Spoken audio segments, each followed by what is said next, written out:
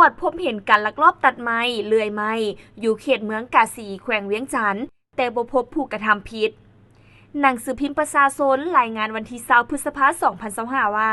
เจ้าหน้าที่กองกวดกาป่าไม้แขวงเวียงจันทน์และเจ้าหน้าที่จากกรมกวดกาป่าไม้กระทรวงเกษตรกรรมและป่าไม้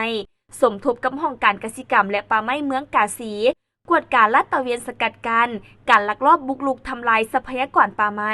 การตัดไม้เลื่อยไม้อยู่เขตบ้านห้วยพันหลาเมืองกาสีแขวงเวียงจันทน์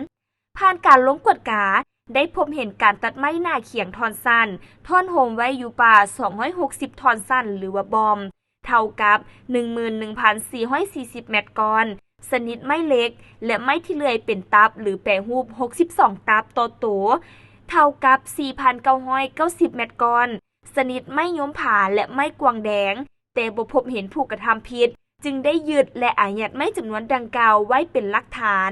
ปัจจุบันทางเจ้าหน้าที่กองกวดกาป่าไม้แขวงเวียงจันทน์ยังสืบต่อพัวพันประสานสมทบกับอำนาจการปกครองเมืองกาสีและภาคส่วนเกี่ยวข้องเพื่อดำเนินการสืบสวนสอบสวนซอกหาเป้าหมายผู้กระทำผิดมาดำเนินคดีตามขบวนของกฎหมาย